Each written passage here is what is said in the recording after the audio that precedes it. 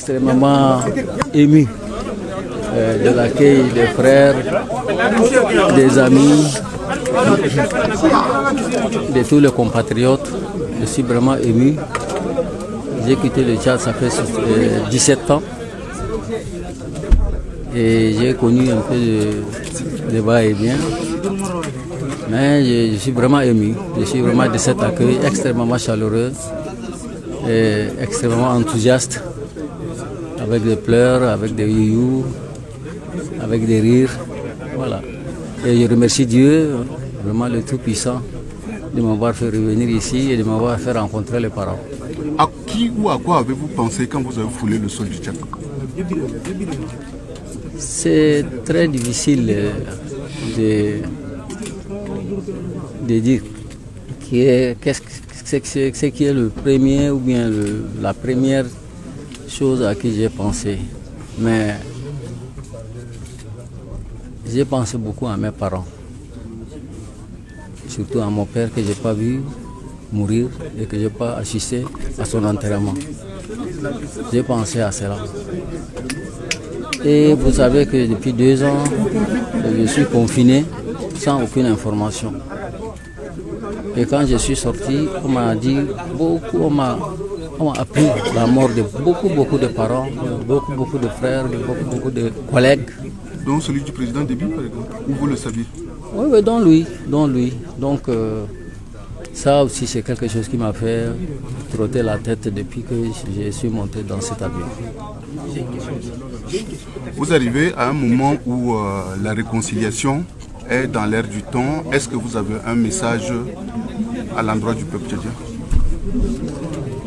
Il faut se réconcilier. Il faut vraiment se réconcilier. Ça, c'est la première chose qu'un peuple doit faire. Rien ne peut se faire sans la paix. Rien. Tout ce qu'un peuple peut faire, c'est dans la paix et dans la réconciliation et dans un système démocratique. Ça, ce sont les bases fondamentales d'un développement durable, d'une entente entre les populations, entre les peuples, entre les différents groupes. Sans la paix, sans la démocratie, sans une réconciliation réelle de cœur et d'esprit, il n'y aura pas de développement. Une question de Jimmy Michel. Oui, c'est Jimmy de l'AFP.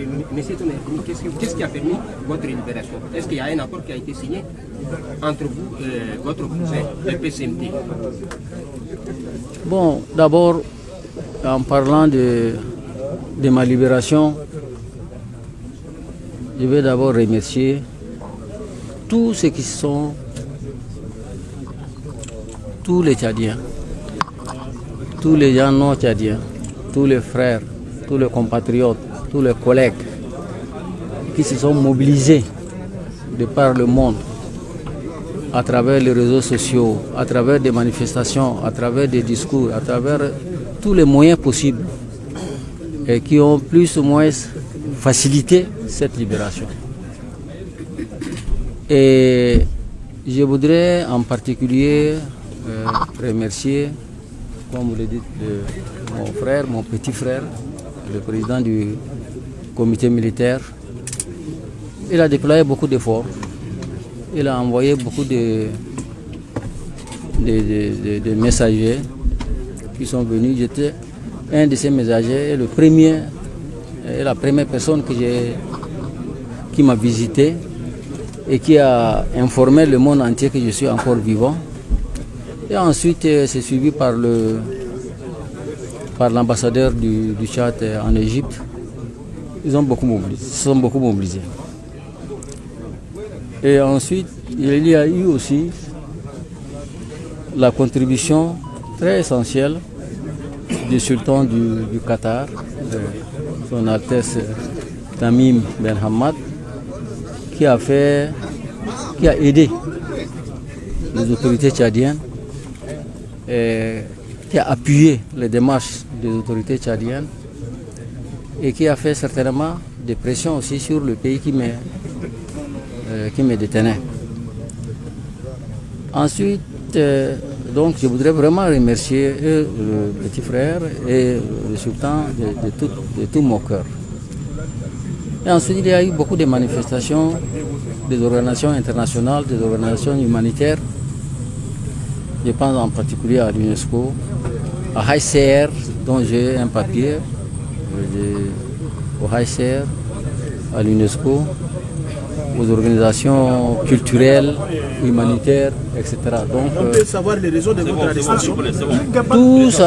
tout ça ont contribué à ma libération. Merci. On peut savoir les raisons de votre